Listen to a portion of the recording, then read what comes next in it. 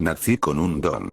O, al menos, fue así como mis padres siempre se refirieron a ello. Personalmente, no lo llamaría un don, sino un saber.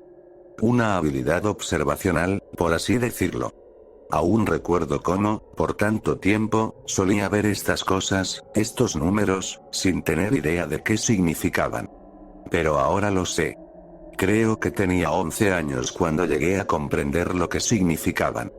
Veía televisión con mis padres cuando apareció un boletín en las noticias sobre una mujer en Oxford que había sido sentenciada por el asesinato de 17 personas.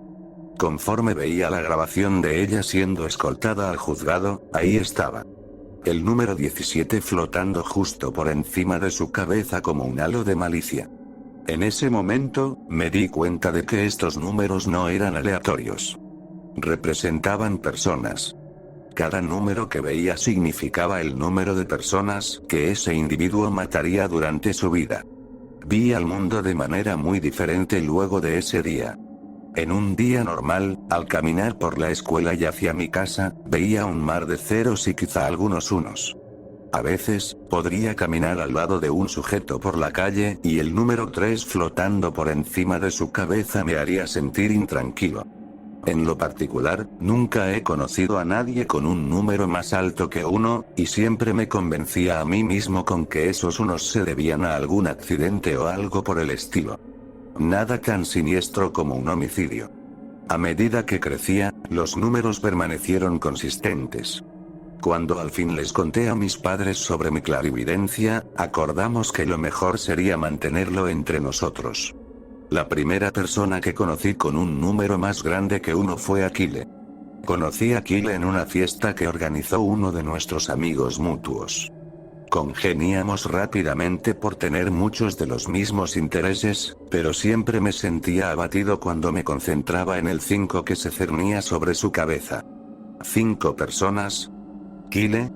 No me parecía posible y decidí con prontitud que no lo iba a cuestionar. Después de 3 meses de amistad, me desperté una mañana ante cantidad de mensajes en Facebook. Todos mis contactos estaban en frenesí por lo que le había pasado a Aquile, pero nunca pude encontrar una respuesta clara de lo que sucedió hasta que bajé un poco por mi muro de inicio. Aquile había ido a una fiesta con su novia, Amy. Se habían emborrachado bastante, pero Aquile decidió que aún se sentía apartamento para conducir a casa. Tras 1,5 km de viaje, chocó con un auto que venía en dirección contraria luego de que Aquile girara en el lado incorrecto de la carretera. Las publicaciones decían que el accidente fue bastante grave, y que su novia murió al instante. Por más sorprendente que era esta noticia, una parte de mí no podía evitar sentirse culpable. Había sabido que Aquile iba a matar a alguien, pero no pude haber sabido a quién o cuándo, ¿verdad? En tanto me seguía adentrando en las publicaciones, descubrí más acerca del auto contra el que Aquile se había estrellado. El auto se volteó por el impacto y rodó hasta una cuneta al costado de la carretera. El conductor, un compañero nuestro en el colegio, había muerto al instante. Sus 3 amigos, que eran sus pasajeros, murieron en el hospital por sus heridas críticas. 5 personas. Aquile asesinó a 5 personas esa noche. Y yo supe que iba a pasar. Cargué con la culpa de ese accidente por un largo tiempo. Traté de hablar con mis padres al respecto y ellos trataron de empatizar conmigo, pero sabía que no lo entendían. De hecho, fue muy difícil para cualquiera el entender por qué me estaba sintiendo de esa forma, hasta que conocí a Melanie. La mujer más hermosa que había visto.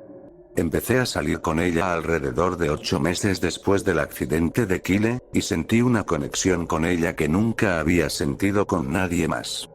Fue la primera persona después de mis padres a la que le conté de mi don, y me sentí muy aliviado cuando no se asustó ni me dejó. Fue muy tierna y comprensiva conmigo. Tenía una gran curiosidad al respecto, acompañada de una reserva interminable de preguntas. Me sacó de onda cuando se me quedó viendo, ampliando la mirada, y me preguntó qué número se encontraba arriba de su cabeza. Ella era un 0. Le dije esto, y casi fue como si pudiera haber visto una pequeña onda de alivio traspasándola. Yo amaba todas las preguntas que me hacía, se sentía bien que finalmente fuera capaz de hablar con alguien al respecto y que estuviera genuinamente interesada en lo que tenía que decir. Habíamos sido novios por más de un año cuando me preguntó algo que mis padres nunca me habían preguntado. Jamie, ¿podemos hablar? Se me acercó con timidez. Sí, por supuesto. Pues, siempre he querido preguntarte esto, pero nunca pude encontrar el momento indicado porque siempre me pareció un tanto personal. Anda, estoy seguro de que para este punto no hay nada que puedas preguntarme que vaya a ser demasiado personal. Me reí. Bueno, está bien. Lo que me preguntaba es, cuando te ves en el espejo, ¿hay algún número encima de tu cabeza? Alzó la mirada con curiosidad. Sus grandes ojos verdes estaban fijados en mí. De hecho, sí. Cuando me veo en el espejo, puedo ver el número 13, le dije, agachando la cabeza. Oh por Dios, murmuró mientras daba un paso hacia atrás. ¿Hablas en serio?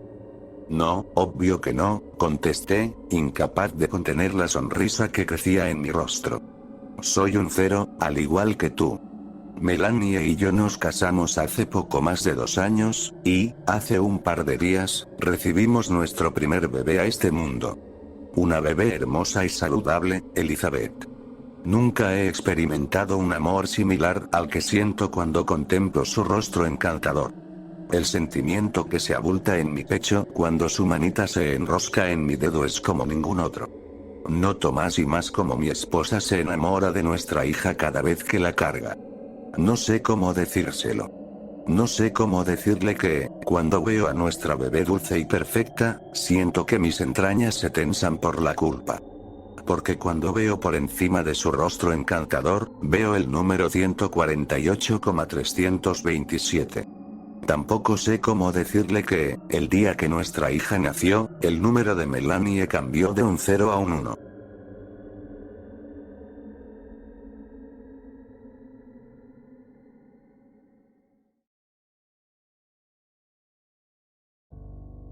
Querido lector, puede que creas que las fiestas son una época de buen humor y alegría y que cada canción que cantas está llena de júbilo.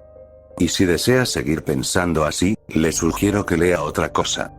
Quizá un cuento de Papá Noel donde los niños y niñas buenos que beben ponche de huevo y juegan con juguetes durante todo el solsticio de invierno. Aquí no encontrarás felicidad en un cuento de hadas. Por cada Navidad feliz que existe también hay una llena de oscuridad y depresión. Estos son los cuentos que he venido a ofrecer.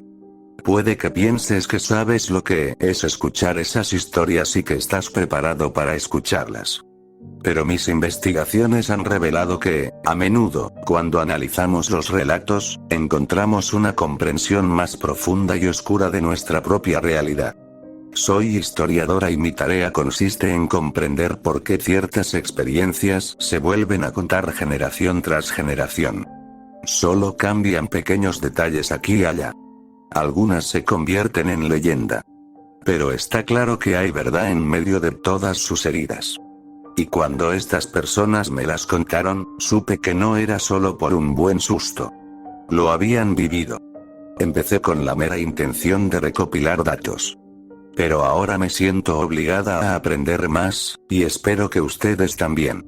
No me atrevo a pensar que mi deber deba ser otro que relatárselos ahora a ustedes. Primera entrevista. La fiesta de las almas. Segunda entrevista fue en 1987, cerca de la ciudad que una vez se llamó Harbor Bay.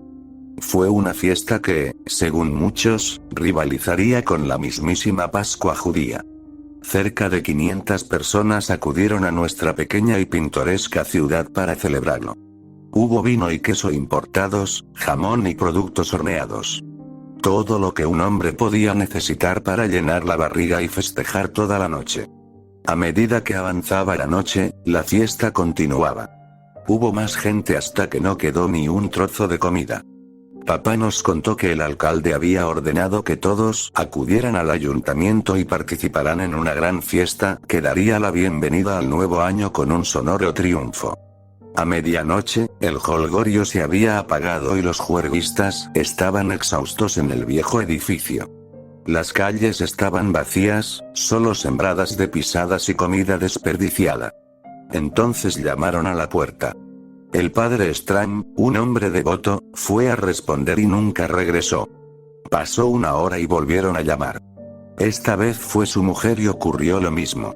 Los demás asistentes a la fiesta probablemente nunca se enterarían de su desaparición si no fuera por los gritos que llegaban de la plaza.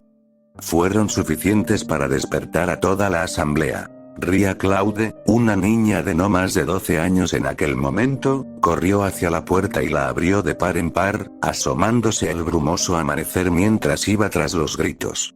No fue difícil encontrar al padre Stram y a su esposa. Estaban bailando en la plaza del pueblo. Pero no como lo harían las parejas normales. Algo les había infectado, una especie de locura. Sus pies descalzos estaban hinchados y ensangrentados, un rastro sin sentido dando vueltas alrededor de las estatuas de la plaza. Pero algunos decían que las estatuas también bailaban. Estas estructuras estaban hechas para parecerse a ángeles, santos desaparecidos hace mucho tiempo que protegerían a la ciudad del mal. Pero aquella noche parecían demonios, manejando los hilos de Stram y su esposa como lo haría un maestro de marionetas. Los que veían bailar se sentían obligados a participar.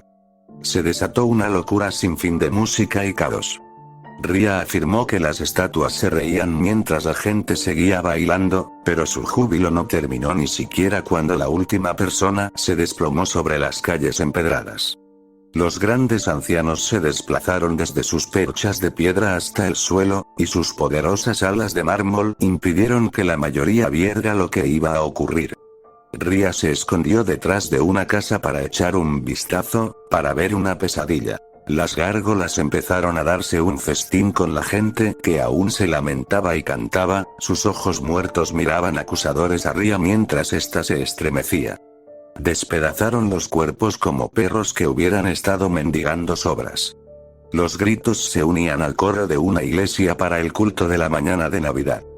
De algún modo, la joven encontró el valor para huir. En realidad no sabía a dónde ir, salvo para escapar de la inquietante visión de los monstruos. Pero los ángeles no se detuvieron cuando se habían comido a todas esas pobres víctimas. Querían ir de caza. Para entonces, Ria había dado la voz de alarma a las afueras de la ciudad, cerca de las tabernas y los bares que había a la orilla del río. Por supuesto, los borrachos solo se reían y se mofaban de ella. Y sus tontas y duras burlas solo permitieron que la partida de caza de los muertos vivientes los encontrara con poco esfuerzo. El primero en morir allí fue un hombre llamado Mallory Smith. Ria dijo que era más fuerte que un buey, pero los ángeles pudieron aplastarlo como a un trozo de papel. Le arrancaron las entrañas y ensartaron sus intestinos como acordes de arpa. Luego tocaron un inquietante canto de sirena para que los demás abandonaran la taberna. Ria dijo que vio a la mitad del tiempo ir a la muerte esa noche. Cuando le pregunté por qué se había salvado, Ria me ofreció un tarro, donde guardaba sus orejas ensangrentadas. Me mostró las cicatrices de su cabeza y me explicó cómo pensó rápidamente en su propia supervivencia. Se las cortó, dijo. Era la única forma de librarse de su interminable llamada. Ahora, cada año viaja al viejo pueblo fantasma para ofrecer un sacrificio a las estatuas y apaciguar a los muertos. Con la esperanza de que nunca regresen. Se unieron a nosotros esa noche porque olvidamos prepararles una comida, explicó. No es una tradición que podamos olvidar sin más, advirtió. Le he prometido que haré todo lo posible por mantenerla viva, pero algo me dice que los fantasmas, que la persiguen a cada momento, no tendrán ningún problema en hacerlo por sí mismos.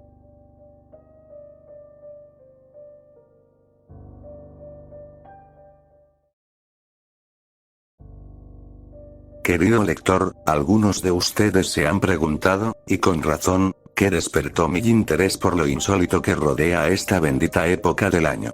Quizá les sorprenda saber que no soy una cristiana devota, ni siquiera celebro estas fiestas. Indagar en los fenómenos culturales siempre ha sido una de mis aficiones, y el paganismo aún más. Hay algo en el hecho de no dejar piedra sobre piedra que me fascina.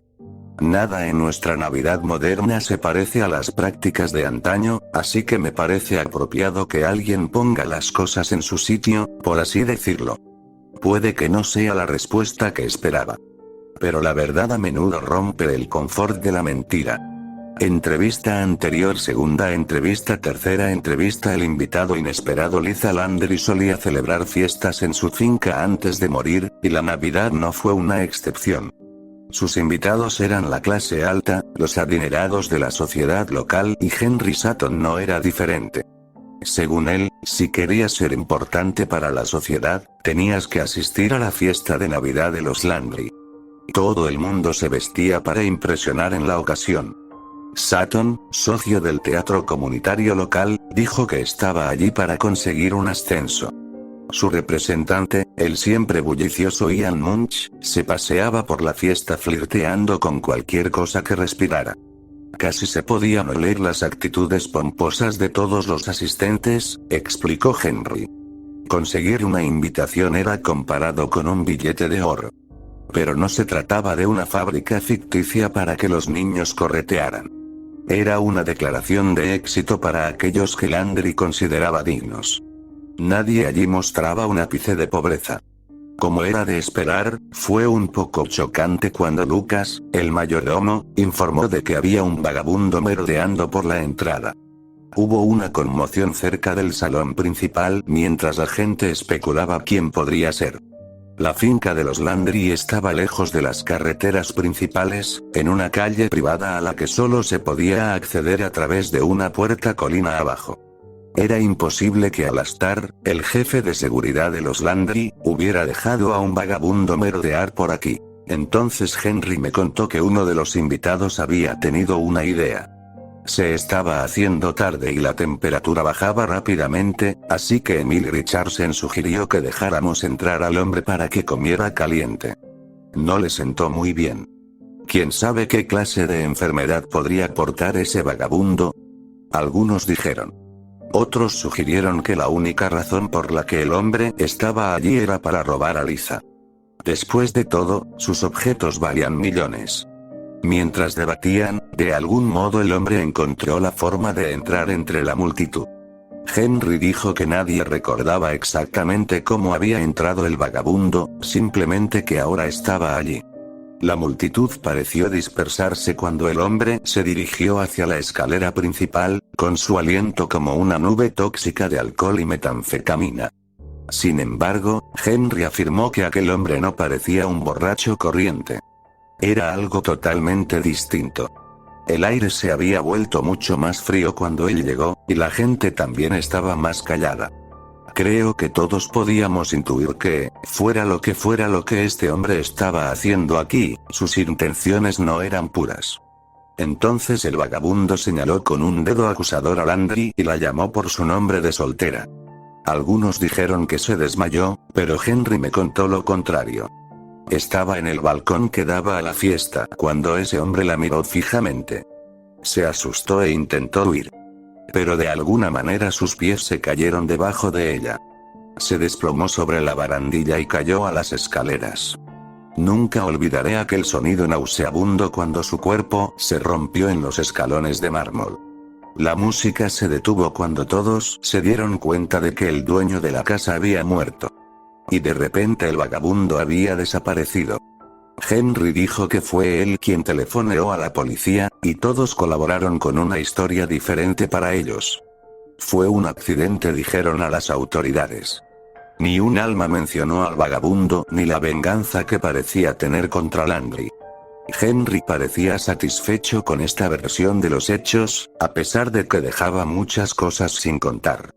Pero ya debes saber que me picó la curiosidad y tuve que ir a ver la casa yo mismo. Donde hubo decadencia y esplendor ahora es solo un monumento al fracaso. Las puertas de hierro estaban cubiertas de kudzu y encontré el camino fácilmente. El terreno parecía susurrarme, indicándome el camino a seguir. La cinta policial seguía allí, la casa abandonada y tapiada. Sin Landry, ya no se celebrarían fiestas aquí. En el interior encendí una linterna para apartar las telarañas y el polvo, en busca de pistas que me dieran una idea de quién era ese huésped no invitado.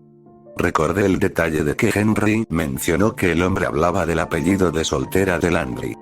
Eso me hizo decidirme a subir las escaleras y registrar sus pertenencias. ¿Qué había sido de su familia antes de que empezara a dar fiestas tan fastuosas? Se decía que lo había heredado todo de su marido. Un cáncer del que se había ocupado diligentemente. Saqué cajones, aparté estanterías e incluso di la vuelta a colchones. Pero no había nada. Una brisa aguda y rígida flotaba por la casa cuando volví a la escalera. Ya había adivinado que iba a recibir mi propia visita aquella noche profana. No vas a encontrar nada. Ella hizo desaparecer todo rastro mío hace años, dijo el vagabundo. Al mirarlo mejor me di cuenta de que, en efecto, se trataba del marido de Landry. Las fotos de la repisa coincidían casi a la perfección. Pero, ¿cómo podía estar aquí si había muerto hacía tantos años? Esta es mi casa ahora, me dijo el espíritu. Yo seré el anfitrión de las fiestas, entonó mientras me indicaba que me marchara. No tuve el valor de preguntarle los detalles de su vida, por miedo a que decidiera tomar la mía. Así que pasé junto al visitante espectral y me quité el sombrero, jurando no volver jamás. Desde entonces me he preguntado si lo había imaginado todo como explicación de lo que había hecho Landry. Estaba claro que había asesinado a su cónyuge y luego había utilizado la fiesta como excusa para suicidarse. Esta era la explicación lógica. Pero entonces, la Navidad se acerca y recibo una tarjeta por correo. Una invitación de los Landry para asistir a su fiesta. Un recordatorio del mal destino que les espera a los demás si eligen la fama en lugar de la familia.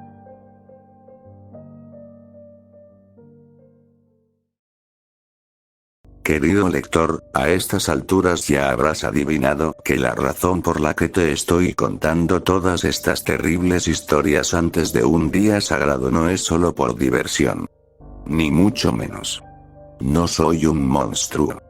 Una vez viví una vida normal antes de verme obligado a pasar mis días en la trastienda de un restaurante y esconderme de la policía local.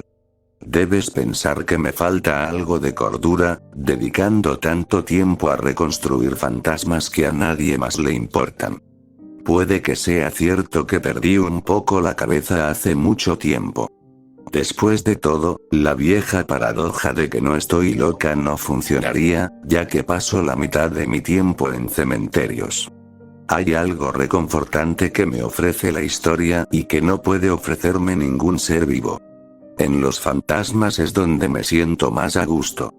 Primera entrevista, segunda entrevista, tercera entrevista. Dejados a la intemperie, cuarta entrevista. Simón y Raúl eran dos niños hispanos que rezaban por una blanca Navidad.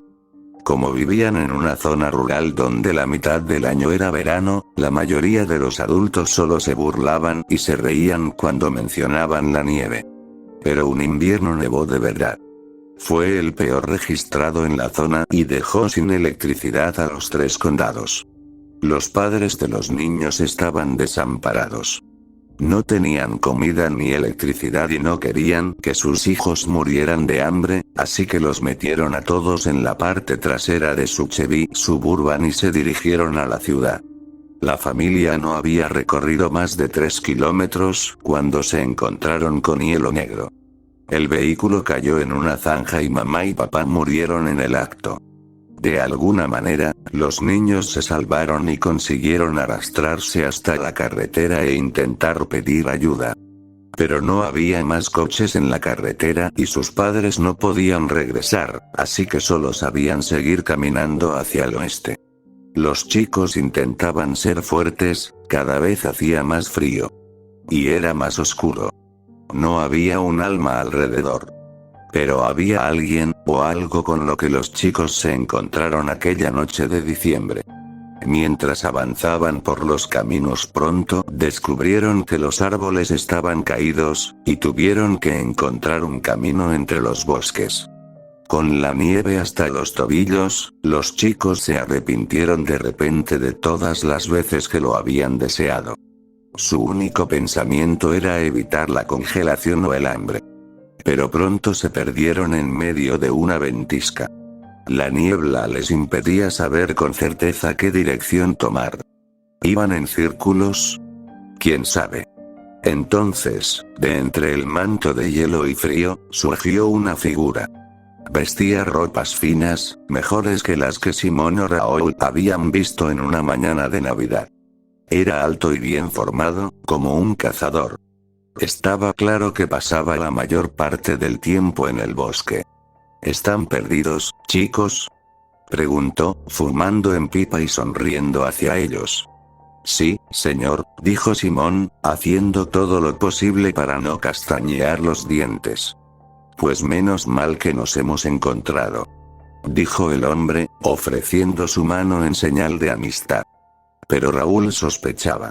Había algo raro en ese desconocido. ¿De dónde había salido? ¿A dónde iba?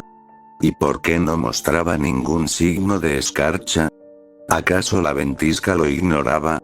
Ahora conozco las respuestas, pero no son las que esperas. Este extraño no era una cara amistosa en medio de su agitación. En lugar de eso, les condujo directamente a su propia perdición. De algún modo, Simón convenció a su hermano de que debían seguir al cazador y le dijo sus nombres. El anciano dijo que se llamaba Aster Smith, de una ciudad portuaria cercana, y que estaba en la zona para cazar alces. Les habló hasta por los codos mientras les guiaba hacia un supuesto rescate. Pero ninguno de los chicos podía imaginar que en realidad les estaba llevando a la perdición. Finalmente llegaron a una cima y los chicos se dieron cuenta de que estaban más lejos que nunca de la carretera o de casa. Raúl intentó enfrentarse al hombre, pero Aster había cambiado. Ya no llevaba una cara amistosa. En su lugar, su aspecto era espantoso y su piel estaba cubierta de forúnculos. Lanzó un grito agudo y, de algún modo, sacó un hacha de la niebla. Primero cercenó a Raúl, cortándole la cabeza y dándole a su hermano la oportunidad de huir. O eso creía Simón. La verdad es que Aster tenía ganas de un poco de deporte. El fantasma sabía que el pobre chico no podía orientarse en medio de la ventisca, así que jugó con él durante la siguiente hora. El fantasma también se llevó la cabeza de su hermano, para colgarla y burlarse de Simón sobre lo que le ocurriría. Irónicamente, el fantasma no llegó a matar a Simón. En lugar de eso, el pobre chico resbaló, cayó y se rompió la cabeza contra una roca. Los cadáveres fueron encontrados la primavera siguiente por los podadores de árboles, que hacían todo lo posible por limpiar las carreteras después de aquel mal tiempo. Nadie podía explicar correctamente cómo fue que el primer niño perdió la cabeza. Así que contrataron a una medium, llamada Sabrina Meiwester. Ella había sido aclamada por una empresa cercana por ayudar a realizar una sesión de espiritismo y la gente del pueblo le pidió que hiciera lo mismo con los chicos. Me dijo que era difícil mentirles y decirles que los chicos simplemente habían sufrido accidentes terribles. La gente quiere cuentos de hadas seguros y reconfortantes. Por eso les hablan a sus padres de Papá Noel. No quieren enfrentarse a la posibilidad de lo sobrenatural. ¿Crees que el fantasma del cazador puede seguir ahí fuera, cazando a otros? Le pregunté. Ya casi es Navidad, así que estoy segura. Puse algunas flores en las tumbas de los chicos, para recordarlos. Pero me temo que no creo que pueda volver a acercarme tanto a un caso. Sentí ojos sobre mí en el cementerio. Como si una fuerza espectral estuviera observando desde el más allá. Creo que al reunir estas pistas, estoy incitando a una fuerza oscura a venir a mi puerta. Pero no hay vuelta atrás cuando sé que hay terrores más peligrosos y cósmicos por delante. La búsqueda de la verdad exige que me enfrente a este miedo. Sin embargo, he pedido humildemente a Meiwester que se mantenga en contacto conmigo. Si algo ocurriera, será su deber transmitir estos mensajes a los vivos. Algo me dice que muy pronto necesitaré sus servicios.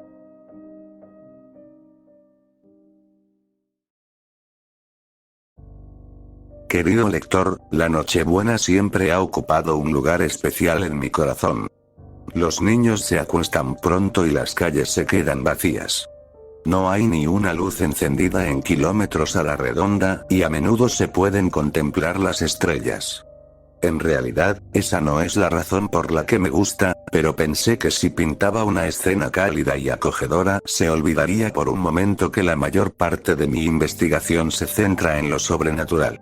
La verdadera razón por la que disfruto de la Nochebuena es porque el velo entre los mundos a menudo se levanta pronto para empezar a celebrar la mezcla de las almas, y eso significa que aumenta la posibilidad de observar sucesos paranormales. ¿Es extraño? Es muy probable, pero tampoco recuerdo haberle pedido su opinión. Primera entrevista, segunda entrevista, tercera entrevista, cuarta entrevista. Baño de sangre, entrevista final. La mayoría de las personas que trabajaban para Thornton y Howley probablemente nunca supieron lo excéntrico o estrafalario que era su director general. Jessica Leland no tuvo tanta suerte. Dirigía una empresa de catering en la zona y el bufete decidió contratarla para una fiesta de Nochebuena hace unos años. Jessica pensó que sería dinero fácil. Había mucha gente allí, de toda la ciudad. Creo que nunca me había dado cuenta de cuánta gente trabajaba para el señor Dahlen. Para el evento, Dahlen había pedido una variedad de platos. Ninguno de ellos parecía especialmente festivo. Pero sabía que era habitual que mucha gente olvidara el motivo de la temporada. Jessica dijo que solo había hecho 5 de los platos de la lista, dado que la habían contratado con tan poca antelación. En aquel momento no lo sabía, pero básicamente era un desastre. Ya habían llamado a todos los demás proveedores y los habían rechazado. Ojalá hubiera sabido lo que sabían de Dahlen y su empresa. Cuando llegó a la fiesta, casi todo el bufete estaban alcoholizados. Dahlen pedía que los platos principales se sirvieran en la sala de conferencias de la 6ª planta, y Jessica tenía las manos ocupadas. Realmente no me sorprendió darme cuenta de que ella no tenía ni idea de lo que estaba pasando allí. Mi investigación ha encontrado que esta oficina de abogados en particular era bien conocida por otra razón, sin embargo. El señor Dahlen tenía una fascinación extremadamente morbosa por lo oculto. Quizás incluso rivalizaba con la mía. Y antes de que Jessica llegara aquella tarde, el jefe de la empresa había pedido que todos sus altos ejecutivos se reunieran en la sala de conferencias y comenzaran un ritual sobrenatural para contactar con los muertos. Sí, Dahlen quería que realizaran una sesión de espiritismo. Incluso había contratado a una medium para asegurarse de que el ritual se desarrollara sin contratiempos. Mientras tanto, Jessica entraba en la tenebrosa sala de conferencias ofreciendo ponche de huevo y carne asada caliente, sin saber que su mundo estaba a punto de cambiar para siempre. Como sabrás o no, alterar el orden antinatural del plano astral es peligroso. Especialmente si no sabes lo que estás haciendo. La medium contratada era solo una novata de 2 años, que había ganado fama sobre todo en pequeños pueblos locales, proclamando detalles sobre personas desaparecidas y maridos perdidos hacía mucho tiempo. Las historias eran exactas, los fantasmas siempre decían la verdad. Pero este tipo de sesión de espiritismo era algo totalmente nuevo para ella. Y el ritual no salió como estaba previsto. Hubo un estremecimiento que sacudió a toda la empresa. Algunos afirmaron que fue un terremoto. Pero he comprobado los registros. No se pudo constatar ninguna actividad sísmica ese día. Lo que ocurrió en las horas siguientes, sin embargo, no lo puede discutir nadie que viviera cerca. Los abogados de repente se volvieron extremadamente violentos entre ellos. Jessica dijo que estaba a punto de servir al señor Dahlen un trozo de pastel de carne, cuando empezó a echar espuma por la boca.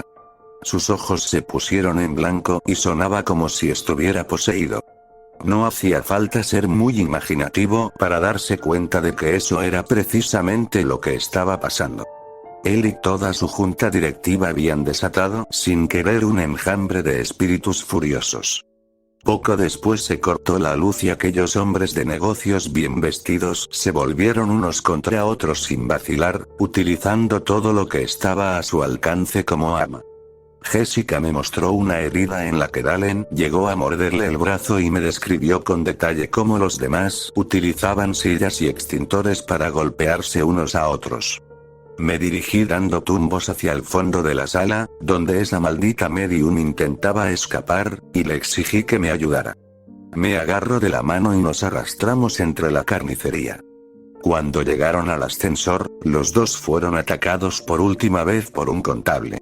Escupía furioso fuego tóxico por los ojos y la boca, y todo rastro de su apariencia humana se desvanecía. El fantasma quería una última víctima. La medium dijo que invocó un hechizo vinculante, un último intento desesperado de detener la maligna fuerza espectral. De algún modo, funcionó. Subieron a la planta baja y corrieron a buscar el teléfono más cercano para ponerse en contacto con la policía. Sin embargo, para cuando llegaron las autoridades, todos los habitantes del edificio habían terminado de masacrarse unos a otros. Vine a recuperar mis artículos para mi empresa. Fue horrible. Había ojos esparcidos por el suelo, gente mutilada de las uñas, tejido de la columna colgando de las escaleras. Nunca había visto semejante carnicería. Creo que hay algo más en esta historia que una simple advertencia de manipular lo desconocido. Estos espíritus estaban enfadados por una razón. Un breve vistazo a los libros de contabilidad de la empresa me han dicho lo que puede ser la respuesta. La empresa compró una ciudad entera no hace mucho. Había caído en desgracia y necesitaban dinero. Pero no tuvieron en cuenta una vieja maldición que no se había levantado, me dijo la medium. Por si no te habías dado cuenta, era la misma persona que me ayudó a saber lo que les ocurrió a Simón y Raúl. Se me estaba ocurriendo que las historias de fantasmas que creía que podían no estar conectadas, en realidad tenían un significado más profundo entre sí. La respuesta estaba allí, en Harbor Bay. Las fuerzas oscuras parecen tener la costumbre de rondar la zona. Incluso me siguen a mí. Tal vez por todo lo que he descubierto. Pero aún así debo saber más. Supongo que sabes dónde pasaré la Navidad. Si llego hasta entonces, quiero decir.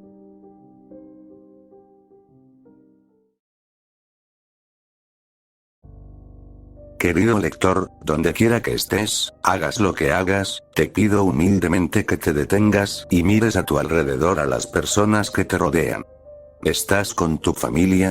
¿Amigos? ¿Compañeros de trabajo? ¿Extraños?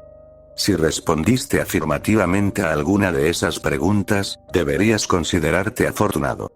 Mi Navidad no será tan brillante. No tengo hijos a los que apresurarme a volver a casa, ni siquiera amigos a quienes llamar para desearles felices fiestas.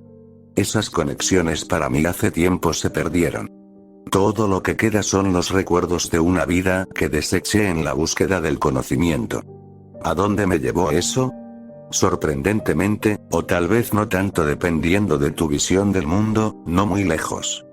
1 ra entrevista 2 da entrevista 3 ra entrevista 4 ta entrevista final viejo Aster. He visto fotos de lugares abandonados antes, pero se sintió completamente diferente conducir por el campo y entrar en lo que era literalmente un pueblo fantasma. Podía sentir los ojos de los espíritus en mí mientras entraba, buscando cualquier señal de vida. Tenía docenas de preguntas que necesitaban respuesta, y todas ellas parecían llevarme aquí, a este solitario pueblo junto al lago.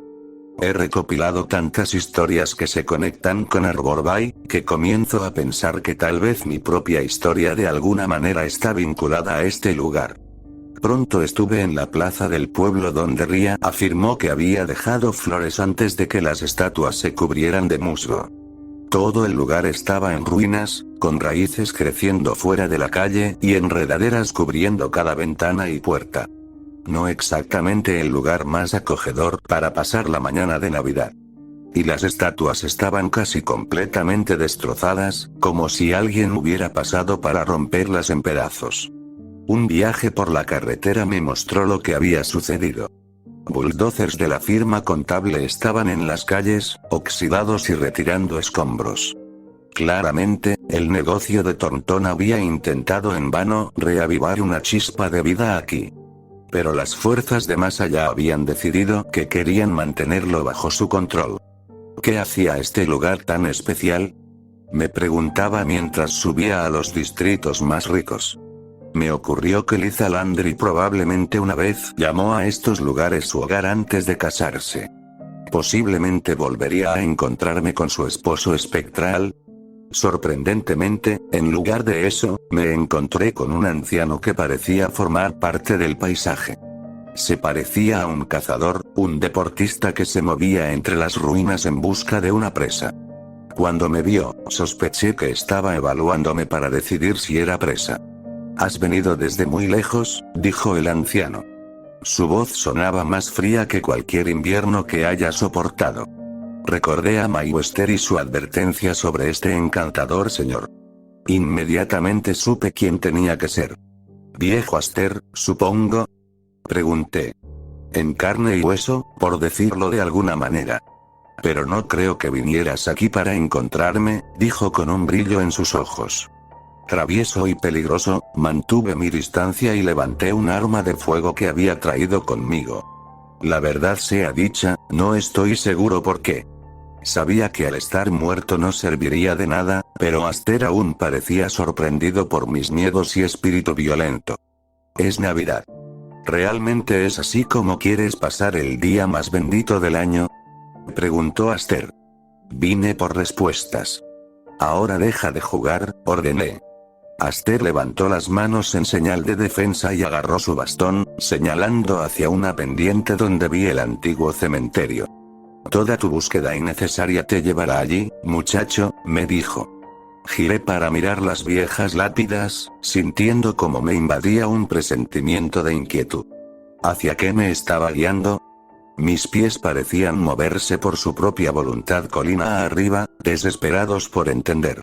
Era casi mediodía cuando llegué al cementerio, solo y olvidado por todos los que alguna vez se preocuparon por él. No había muchas lápidas. Pero todas ellas contaban una historia o dos. Familias asesinadas por ángeles guardianes que una vez vigilaron Arbor Bay. Esposos que fueron asesinados por esposas codiciosas en busca de fama y fortuna. Hijos que fueron sacrificados por el frío del invierno. Había un aire de temor sobre cada alma desafortunada que había venido aquí. Entonces vi una lápida con mi propio nombre, y me sentí completamente sorprendido por el impacto. Al principio, ignoré lo obvio y pensé que quizás esto era una broma de Navidad como la que Dickens escribió. Una advertencia del más allá para arreglar mi vida, de lo contrario terminaría aquí, olvidado por todos los que alguna vez me importaron. O tal vez olvidado por el mundo entero, como todos los otros fantasmas que rondaban este lugar. En cambio, leer la inscripción allí en la piedra, me iluminó sobre la historia de mi propia vida. Una historia que había olvidado. Mi nombre era Henry Landry. Era el esposo de una hermosa esposa, Liza, y el padre de dos increíbles hijos, Simon y Raoul. El pueblo de Arbor Bay había caído en tiempos difíciles. Un empresario terrible llamado Howard Allen había comprado el pueblo entero con la intención de modernizarlo, pero poco después se declaró en bancarrota y se suicidó. Como resultado, los pobres tontos de Arbor Bay se sumieron en la pobreza. La gente se volvió uno contra el otro en un invierno particularmente peligroso. Vecinos asesinando a otros cuando se dieron cuenta de que algunos de los habitantes del pueblo en realidad estaban acaparando alimentos debajo de la iglesia del padre Stram. Mi esposa y yo tratamos de encontrar comida y energía a medida que el invierno empeoraba. Pero luego chocamos contra una capa de hielo negro, y morí al instante. Mis hijos lograron arrastrarse fuera, solo para luego perderse en el bosque y morir de hambre. Liza fue la afortunada, habiendo conseguido que los paramédicos la salvaran, su vida cambió en un solo instante. Mi seguro de vida pagó por su mansión, su estilo de vida decadente y la ayudó a olvidarse de mí y de los niños. Fue esta actitud despiadada la que me trajo de vuelta a este mundo, para hacerla pagar por lo que había hecho. Ahora me di cuenta de que el fantasma que había visto en su finca era simplemente mi propio reflejo, tratando de ayudarme a recomponer el tapiz olvidado de mis recuerdos. Todo esto se desplomó mientras giraba para ver a viejo Aster mirándome pensativamente. No parecía tan peligroso o vil como antes. Su ropa estaba en realidad vestida de blanco, como podría haberlo estado un ángel. Y me sonrió cálidamente y dijo: es hora de reunirte con tu familia en el cielo, Henry. Miré hacia las tumbas, aún desgarrado por cuanto de mi vida se había llevado. Pero sabiendo que mi propósito en este mundo se había cumplido, y las historias de aquellos con quienes me había conectado ahora se habían contado, estuve de acuerdo con él. Hice solo una petición, que ahora conoces, lector. Como espíritu, me sería imposible crear estas memorias y hacer que se leyeran, así que me aseguré de que los documentos se entregaran a Sabrina Mayweather. Después de todo, ella era la psíquica que afirmaba ser, habiendo utilizado sus servicios en el pasado para exponer a charlatanes como Dalen y a mi esposa. Si estás leyendo esto ahora, eso significa que ella siguió mi propio deseo de Navidad y transmitió la información a otros, para que estas historias de fantasmas puedan vivir. Aquí es donde ahora descansa mi propia alma torturada. Pero eso no significa que los otros espíritus puedan ser silenciados. Por lo cual te recuerdo mi petición original. Cuenta las historias de aquellos que han pasado. De lo contrario, podríamos seguir atormentándote por siempre jamás. Nota del autor.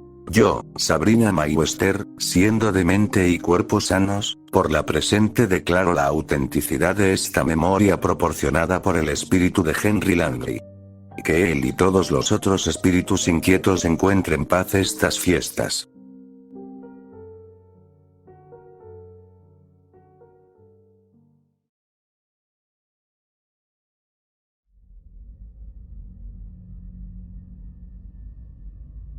Mi última llamada como operador del 911 fue a mi doppelganger. Tan mal como suena, de verdad comienzas a insensibilizarte. Debes hacerlo. Si te permites estar demasiado involucrado, las llamadas que escucharás durante un turno te harán agarrarte el pecho. Imagino que aquellos que trabajan en la línea de prevención del suicidio podrían simpatizar. Las cosas que la gente te dice, las cosas que experimentan al otro lado de la línea pueden ser desgarradoras. La peor parte es que nunca sabes cuándo va a suceder. Cuando una de esas llamadas se filtrará a través de las líneas y se transferirá a ti. Podrías pasar todo tu turno escuchando informes mundanos sobre un pequeño incendio en la cocina o un gato perdido y justo al final de tu turno, ahí está. Una llamada que tomas en medio de una disputa doméstica, alguien llorando sobre el cuerpo de un ser querido.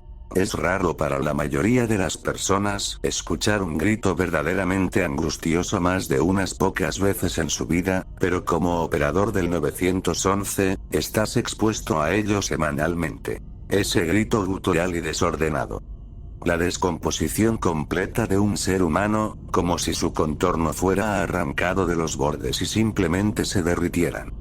Un grito de cera de vela, de liberación completa.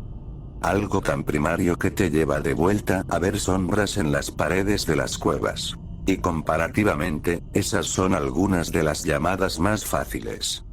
Es cuando alguien está en angustia activa. Una situación que te tenía atado al receptor del teléfono. Intentando encontrar una manera de ayudar, cualquier cosa.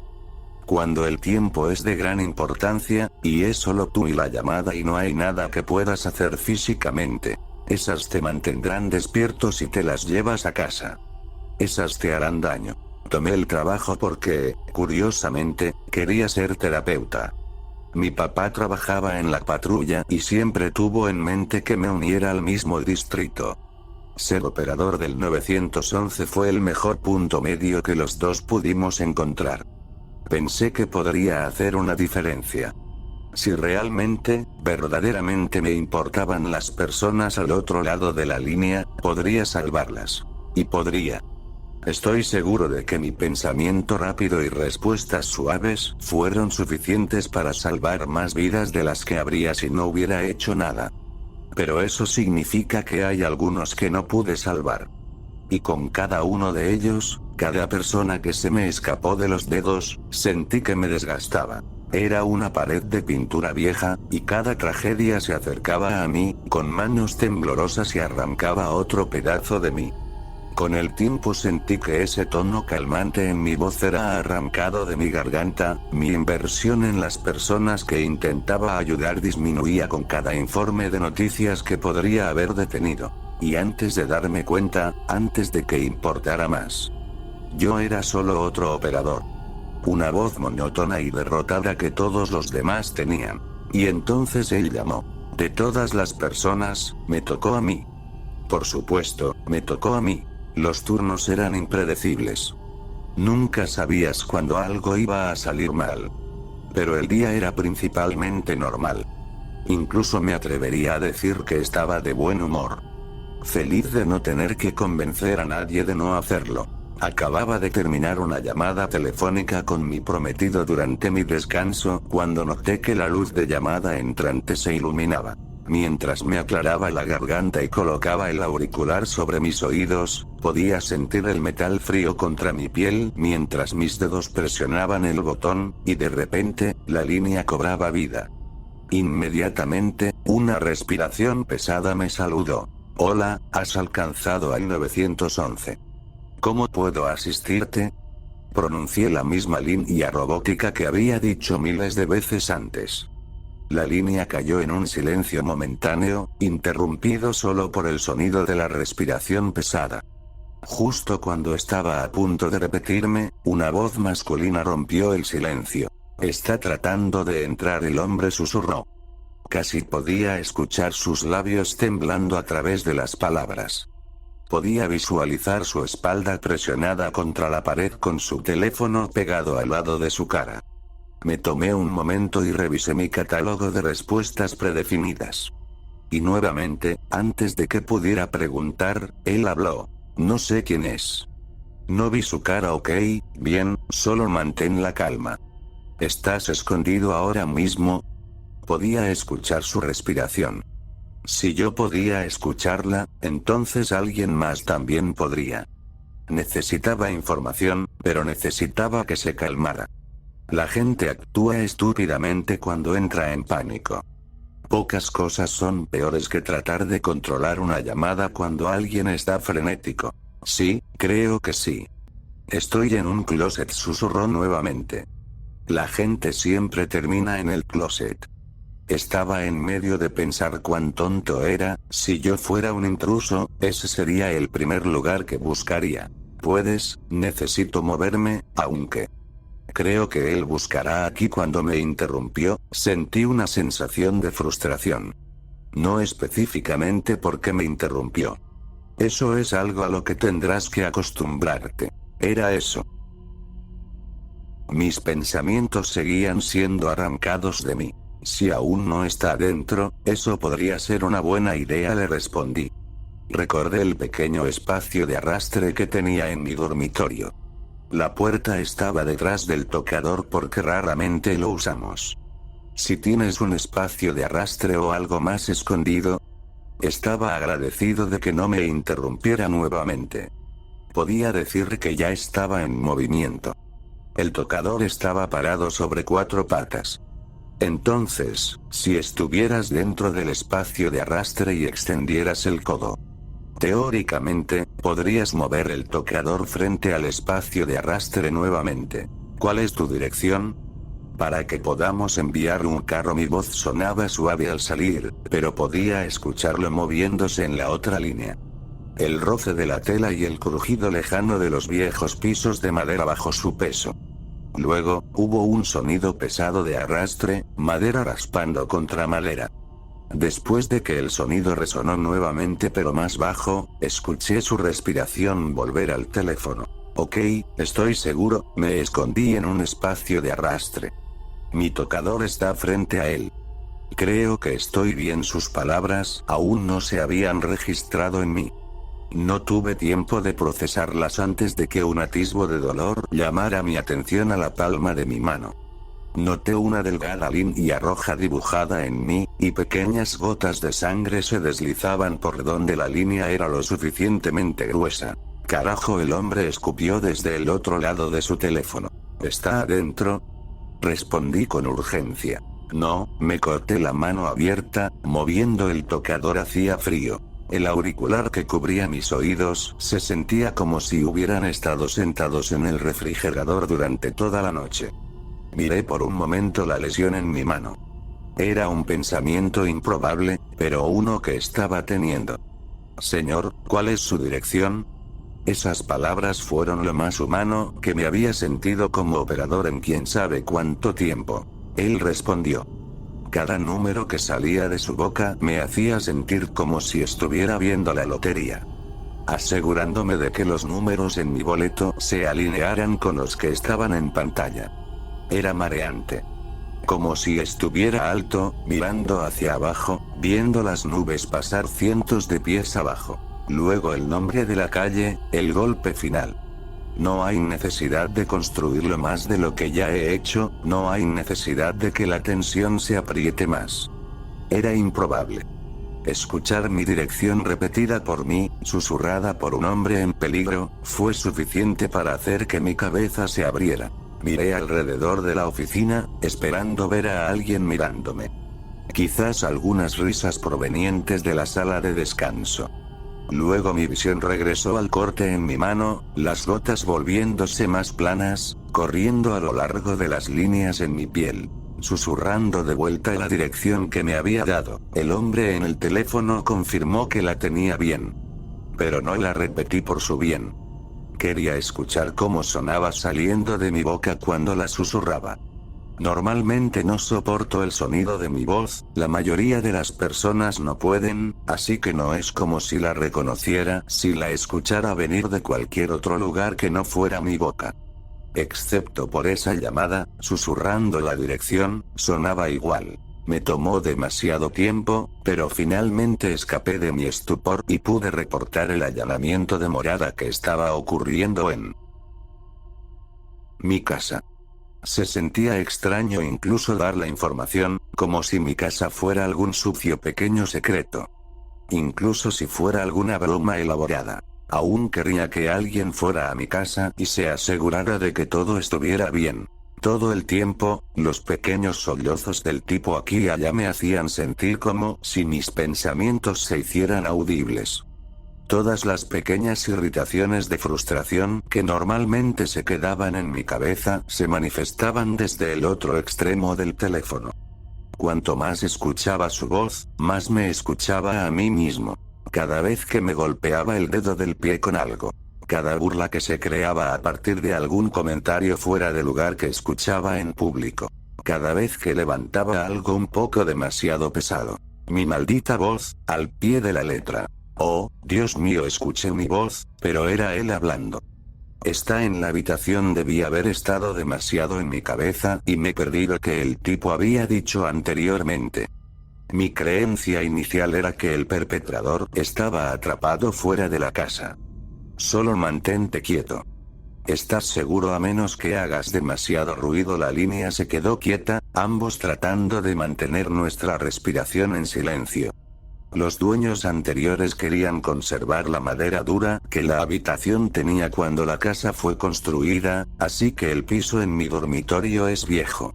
Algo sobre ser sentimental. Entonces, cada vez que mi esposa o yo salíamos de la cama, crujiría y se quejaría. Afortunadamente, ambos dormimos pesadamente. Seguro que el intruso estaba en la habitación. Era tenue, pero distinguible contra el silencio, botas pesadas presionando contra la vieja madera dura. Si yo estuviera en el espacio de arrastre, podría decir dónde en la habitación estaba el hombre. Pero el crujido solo duró un momento antes de detenerse, antes de que quienquiera que estuviera en la habitación se detuviera. Se sintió como una eternidad, tanto que me sorprendió que la policía aún no hubiera llegado, aunque había sido un día terriblemente ocupado. Luego, mi corazón se hundió, como estoy seguro de que el del doble también lo hizo. Ambos reconocimos el áspero raspado de la madera contra la madera. Ese pesado tocador estaba siendo movido. No puede ser, mi copia, se dijo a sí mismo. ¿Cómo supo? El sonido del tocador siendo arrastrado casi ahogó la voz de mi copia. Nuestros corazones probablemente latían en rápida sucesión al unísono. Escúchame, me senté, acercando el micrófono a mi boca. En cuanto el tocador deje de moverse. En ese mismo segundo, necesitas hacer una escapada. Mentalmente corrí por mi casa, imaginándome en sus zapatos. O en mis zapatos, supongo. Pensé en cómo podría dejar la casa lo más rápido posible. El arrastre se detuvo. Y él se fue. Esperaba una bocanada de aire que casi rompió mis oídos. Me imaginé saliendo del espacio de arrastre, usando el espacio lo mejor que podía para ganar velocidad. 3 pasos pesados, eso es todo lo que escuché antes de que un pin ensordecedor resonara. Luego hubo gritos. Los gritos se sumergieron en mis oídos. Mi mano descansaba sobre mi boca, los dientes apretando la palma, la piel empezando a saber a hierro. Mi pecho estaba caliente. Sentía que estaba listo para vomitar, pero alguna fuerza mantenía la bilis en mi pecho. Mi pierna estallaba de agonía. La pantorrilla derecha era como el epicentro de una explosión. Mi cuerpo temblaba y las lágrimas rodaban por mis ojos. En la sala, rodeado de compañeros de trabajo, completamente seguro. Sentí una herida de bala, y noté mi pierna del pantalón mojándose. La copia no necesitaba contener su angustia, sin embargo. El teléfono se había descartado cuando cayó, sus gritos eran distantes. Desesperado y suplicante, dijo cosas que nunca pensé que me escucharía decir. Rogó como nunca pensé que tendría que hacerlo. Creo que podía sentir el temor en su corazón. Más profundo que cualquier cosa que haya conocido. Mi corazón había caído por algún gran acantilado en el océano, la presión aumentando con cada pie que caía hasta que sentí como si mi corazón estuviera siendo apretado en un tornillo de banco. Mi respiración era superficial.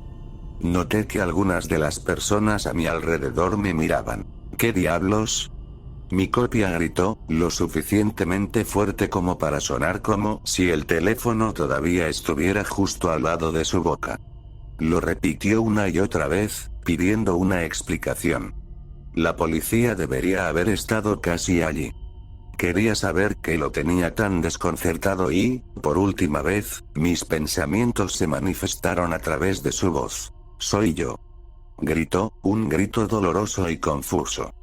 Se ve justo como yo. Luego lo escuché decir adiós, pero no creo que fuera él, era yo, otro yo. Mi voz. Luego otro pin y como mi pierna antes, por un momento, mi cabeza se iluminó de agonía. Fue solo un destello, un recuerdo en tiempo real. Eso fue suficiente. No pude contenerlo más y solté un aullido gutural. El aullido que imaginé vendría de los labios del doble, si pudiera usarlos. Todos a mi alrededor se levantaron. Algunos empezaron a acercarse a mí para revisarme. Sin embargo, permanecí pegado a mi asiento, insensible a todo excepto lo que estaba sucediendo al otro lado del teléfono.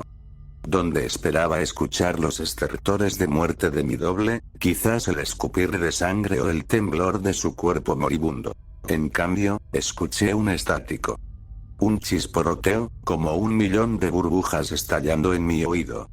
No era el teléfono teniendo algún mal funcionamiento.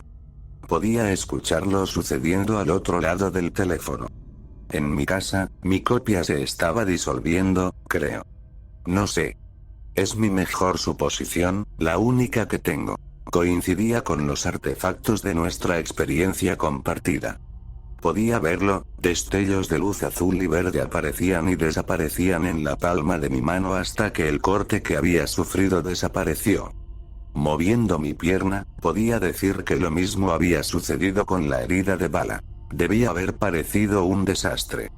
La gente estaba tratando de llamar mi atención. Alguien estaba agarrando la mano que estaba usando para mantener mi auricular puesto.